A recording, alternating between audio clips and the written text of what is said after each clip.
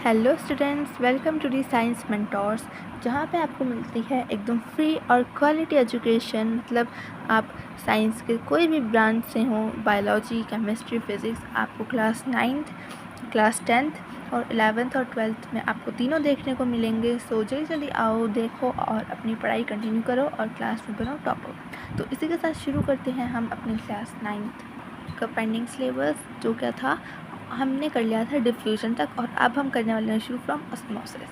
हमने डिफ्यूजन का क्या देखा था, एक बार जल्दी से रिकॉल कर लेते हैं। तो डिफ्यूजन होती क्या है, सबसे पहला सवाल। तो डिफ्यूजन क्या होती है वो आपको देखने को मिल जाएगा पेज नंबर 14 पे, जो कि हमारे इधर है। डिफ्यूजन क्या होती है, ये एक पैसिव मूवमेंट होती है पार्टिकल्स, किससे होती है, इन अ लिक्विड और gas from the region of higher concentration to the region of lower concentration. मतलब किसी भी जगह पे जहाँ पे इनके रेट हाई होंगे वहाँ से कौन सी दिशा में जाती हैं, जहाँ पे इनके जिनके यहाँ पे रेट लो हों। तो हमने क्या देखा कि कौन से उससे जाता है, कैसे जाता है, from the region of higher concentration to the region of lower concentration. क्या होती है, ये डिफ्यूजन होती है। अब इसी के साथ हम बढ़ेंगे आगे। हमने देखा एग्जाम्पल ऑफ डिफ्यूजन, यहाँ पे बहुत अच्छा एग्जाम्पल जो आप ले सकते हो, respiratory gases, oxygen and carbon dioxide का। ये प्रीवियस वीडियो में है, आप एक बार जाकर फटाफट देख लो ताकि हम आगे का कंटिन्यू कर सकें। यहाँ पे है इंपॉर्टेंस ऑफ डिफ्यूजन, डिफ्यूजन क्यों ज़रूरी होता है और ये कैसे हमारी डेली लाइफ में भी काम आता है। तो सबसे पहला एग्जाम्पल डेली लाइफ के लिए तो आपको मिल जाएगा ये वाला, diffusion helps in the exchange of respiratory gases. Second, it helps in the distribution spread of different substances in cytoplasm. Cytoplasm क्या होता है ये हम आगे पढ़ेंगे वाले हैं। अभी के लिए आप इतना ध्यान रखो कि ये क्या है, it helps in the distribution, ये किस में हेल्प करता है, डिस्ट्रीब्यूशन में, स्प्रेड ऑफ करता है डिफरेंट सब्सटेंसेज को इन द साइटोप्लाज्म। और अगला देख लेते हैं पॉइंट सी 4.4 है। तो ये मैंने प्रीवियस वीडियो में आपको करा दिए थे, फटाफट जाके वहाँ से देख लो, so that we can continue to our next topic, that is osmosis. Okay, तो सबसे पहले पढ़ लेते हैं ताकि एक बार आपको थोड़ा हिंट मिल जाए क्या ये होता क्या है। The movement of a water molecule through a selectively permeable membrane, please mark it important because it is really a very important topic. Through a selectively permeable membrane, अब आपको ये नहीं पता होगा कि सेलेक्टिवली परमिएबल मेम्ब्रेन होती क्या है। सो डोंट वरी, मेरा भी है, डोंट वरी, मेरा इलाज इसका इलाज भी मेरे पास है। ये है आपका पेज नंबर 15 सीजन बुक का। आप पेज नंबर 14 में जाके एक बार आपको न्यू बुक में परमेबिलिटी वाली टेबल दी हुई है, इस परमेबिलिटी को पढ़ लो जल्दी से, इसके चारों टाइप पढ़ लो, चारों टाइप के बारे में अच्छे से पढ़ लो, आपको सब समझ में आ जाएगा क्या होती है। और अगर आपको इस परमेबिलिटी के ऊपर अलग से वीडियो चाहिए तो फटाफट कमेंट में बता देना। तो देखा जाए तो ऑस्मोसिस और डिफ्यूजन दोनों एक जैसे ही होते हैं, पर अब आप बोलो कि मैम आप ये क्या कह रहे हो, अभी तो ऑस्मोसिस आप अलग कह रहे हो, डिफ्यूजन अलग कह रहे हो, क्या बोल रहे जा रहा हो। डोंट वरी, मैं आपको बताती हूँ।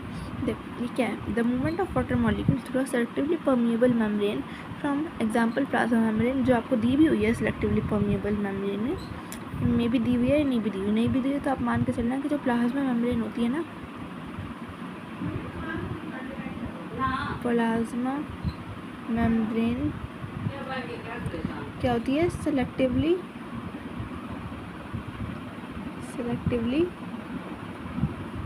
परमिएबल, क्या होती है वो, सेलेक्टिवली परमिएबल होती है। ठीक है, इम्पॉर्टेंट है, ये मार्क कर लेना, इम्पॉर्टेंट। ठीक है, लिख भी लेती हूँ पर इम्पॉर्टेंट। ओके, हाँ, तो अब हम क्या कर रहे थे, from a region of higher concentration to a region of lower concentration.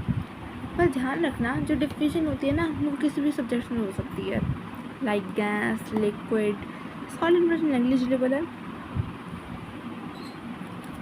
तो सॉलिड्स में होती तो नहीं है वैसे, इसलिए ध्यान रखेंगे जो डिफ्यूजन होती है वो किसी भी चीज़ में हो सकती है, लिक्विड, गैस। बट जो ऑस्मोसिस है, मेरे मुँह से ऑस्मोसिस निकल रहा है बार बार, जो ऑस्मोसिस है ना वो ध्यान रखना, वो किससे हो सकता है, फ्रॉम ये वाटर कंसनट्रेशन से रिलेटेड होता है। किससे हो सकता है, from the region of water concentration, higher water concentration to the lower water concentration is called osmosis.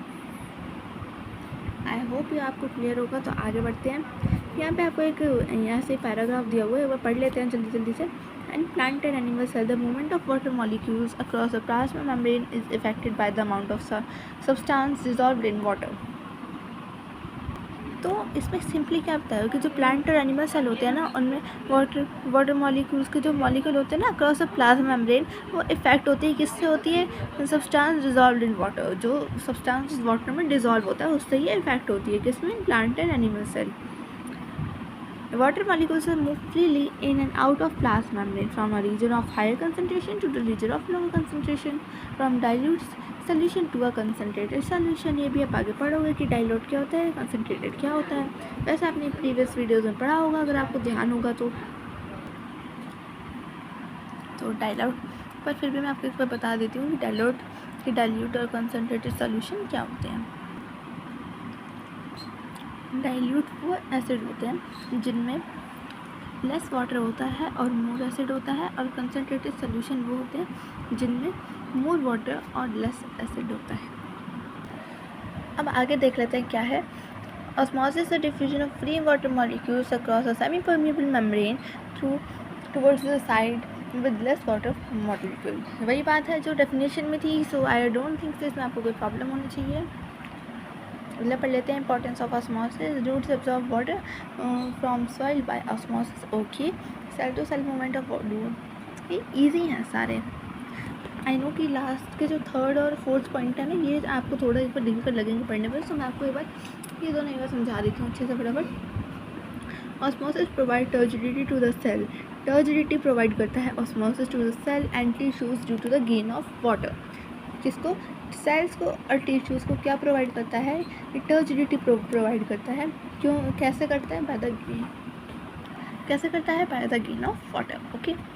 और एक बार और देख लेते हैं. Osmosis also responsible for controlling the movement of guard cell and opening of closing of stomata.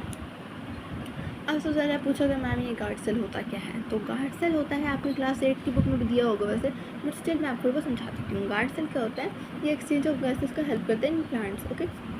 तो simple सी बात है, कोई ज़्यादा मुश्किल नहीं है. Osmosis responsible for controlling the movement of guard cell and opening of closing of stomata. Guard cell के अंदर क्या प्रेजेंट होता है, स्टोमाटा. सॉरी आई थिंक मैंने आपको गलत बोल दिया. ये स्टोमाटा है, इसके बाहर होते हैं गार्ड सेल. गार्ड सेल क्या करते हैं, ये गार्ड्स की तरह एक्ट करते हैं, मतलब ये ओपनिंग और क्लोज नहीं करते हैं स्टोमाटा की. और जो स्टोमाटा होता है वो किसका काम का फंक्शन करता है, वो करता है exchange of gases. Okay. I am sorry, मेरी गलती थी. तो अब आगे ये कुछ आपके इम्पॉर्टेंट आ जाते हैं जिन्हें आपको समझना बहुत ज़्यादा ज़रूरी है. सो इन्हें प्लीज़ एकदम अच्छे से समझना, क्योंकि ये रियली बहुत ज़्यादा इम्पॉर्टेंट है. और एग्ज़ाम में बहुत कंफ्यूज, अगर अभी नहीं समझोगे तो एग्ज़ाम में बहुत कंफ्यूज हो जाओगे इन तीनों सॉल्यूशंस के बीच में. तो प्लीज़ एक बार अच्छे से समझ लेना. और आई थिंक कि मुझे इसे ना नेक्स्ट क्लास में समझाना चाहिए, क्योंकि ये जो तीनों है ना, ये टाइम भी लेगा और ये समझने के लिए तुम्हें अच्छे से समझना पड़ेगा. ओके.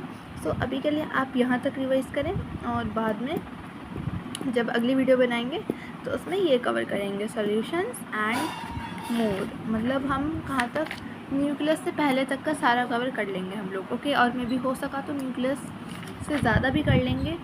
ठीक है, तो हम कर लेंगे सेल ऑर्गेनेल्स के पहले तक का सारा कवर कर लेंगे नेक्स्ट वीडियो में.